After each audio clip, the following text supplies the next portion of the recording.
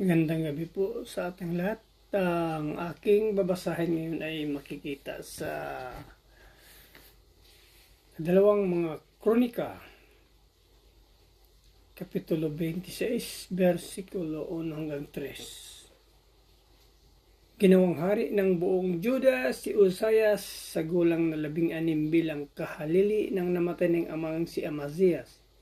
Sa panahon ng kanyang paghari, nabawi niya ang lungsod ng Ilat at muli itong itinatag para sa Juda.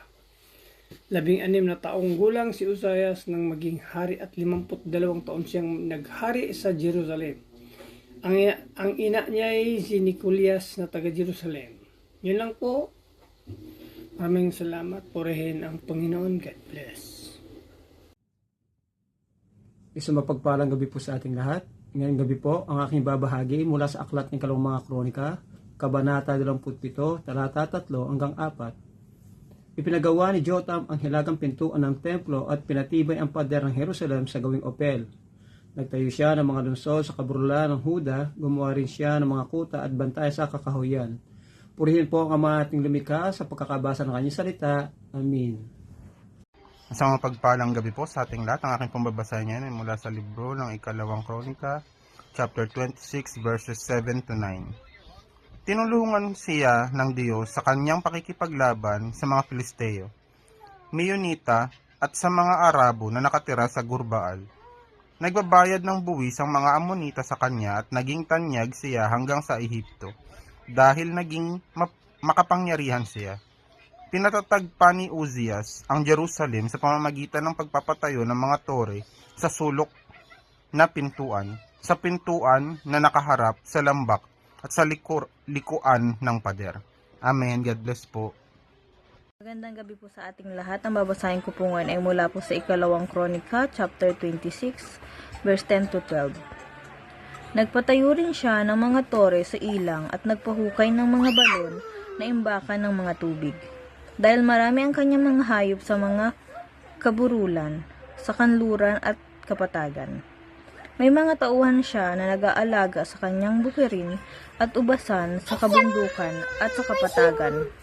Dahil mahilig siyang magtanim, may mahuhusay na sundalo si Uzzias na laging handa sa labanan. Sila'y binuo ni na Jael na kalihim at Maaseyas na opisyal. Sa ilalim ng pamamahala ni Hananias na isa sa mga opisyal ng hari. Ang mga commander ng matatapang na sundalo ay ang mga pinuno ng mga pamilya na 2,600 lahat. Amen. God bless po. Gandang gabi po sa ating lahat. Ang aking isi-share sa ating devotion ay makikita sa kadalawang mga kronika, Kabanata 26, talata 13 hanggang 15. Ito po ang sinasabi. Binubuo ito ng may 30 daang 70 magiging naman mandirigma na laging handang lumaban at magtanggol sa hari. Silang lahat ay binigyan ni Uzzias ng iba't ibang sandata tulad ng panangga, sibat, helmet, pana at terador. Sa mga turi at sa mga panulukan ng Jerusalem, laglag siya ng mga kasangkapan ginawa ng mahusay na panday upang ipanghagis ng sibat at ng malaking bato. Naging tanyag si Uzzias at naging makapangyarihan dahil sa tulong na nagmumula sa Diyos. Ilan po, maraming salamat. God bless.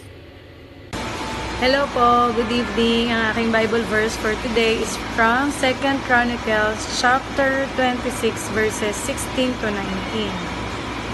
Pinarusahan si Uzzias dahil sa kapalaluan. Subalit nang maging makapangyarihan si Uzzias, naging palalo siya na siyang dahilan ng kanyang pagbagsak.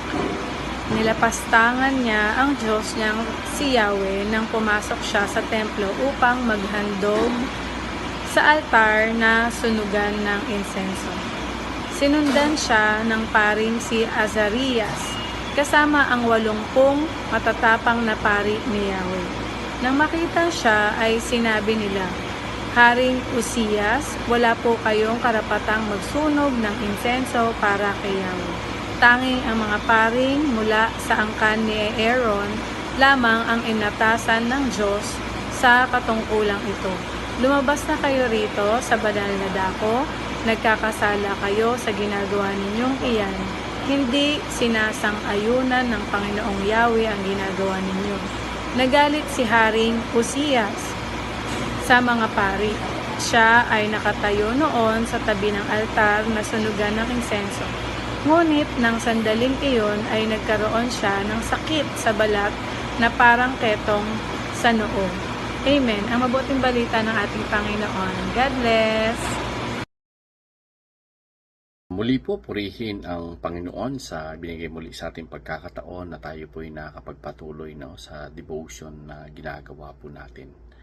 At tayo nga po ay nasa 2 Chronicles chapter 26 at ang ating babasahin ay mula po sa 20 to 23. So sabi po dito, na makita ni Asaria at na mga kasama niyang pari na tinubuan ng malubhang sakit sa balat ang noo ni Uzziah, nagmadali silang ilabas ito. Hindi naman ito tumutol sapagkat naramdaman niyang siya ay pinarusahan ng Panginoon. May malughan sakit sa balat si Haring Uzziah hanggang sa araw na namatay siya. Nakatira siya sa isang bukod na bahay at hindi pinayagang makapasok sa templo.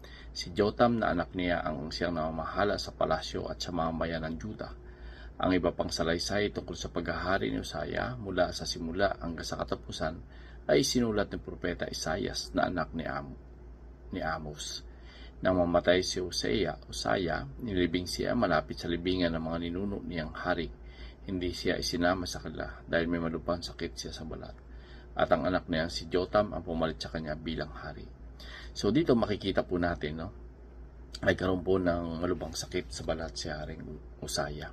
Bakit? Kasi nga pumasok siya doon sa templo, nagsunog siya ng insenso na hindi naman dapat talaga na siya ang gumagawa.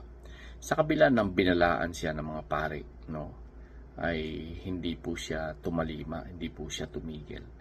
So dito po natin makikita na yung agarang parusa sa kanya ay iginawad, So dito po natin makikita na talagang yung kanyang ginawa ay yung sinasabi ng mga pari sa kanya, ito talaga ay ibig sabihin ay may katotohanan, na hindi dapat niyang gawin yun.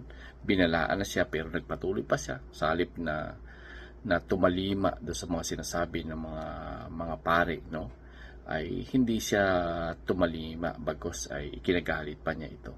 So dito makikita natin, yung minsan ay yung pagiging mayabang ni Haring Uzziah ay nagdulot po ito sa kanya ng hindi maganda. Napakaganda na po ng inumpisahan niya, pero nitong huli, nung naging matagumpay siya, ay naging mayabang po siya, naging palalo po siya sa kahit hindi niya nagampanin ay ginagawa pa niya. So ibig sabihin, yung may mga bagay talaga na inilaan ng Panginoon na dapat lamang maglingkod sa kanya, mga bagay na dapat gumawa lamang nito, pero ito ay ginawa ni Haring Uzziah. So ibig sabihin ay hindi naging maganda ito. At nakita natin kung ano yung nangyari sa kanya. Sa isang iglap, nagkaroon siya ng isang sakit sa balat, tinubuan siya sa noo. So ito po yung resulta ng kapalaluan. So purihin ang Panginoon sapagkat sa ating panahon ay talagang napaka-patient ng Panginoon na nakagawa tayo ng mga pagkukulang, mga pagkakasala, pero hanggat binibigyan tayo palagi ng Panginoon ng pagkakataon na manumbalik, makapanumbalik, binibigyan tayo palagi ng chance. So dito makikita natin na talagang yung binibigay sa atin ng pagkakataon ngayon ay hindi natin dapat ito sinasayang. So purihin ang Panginoon and God bless everyone.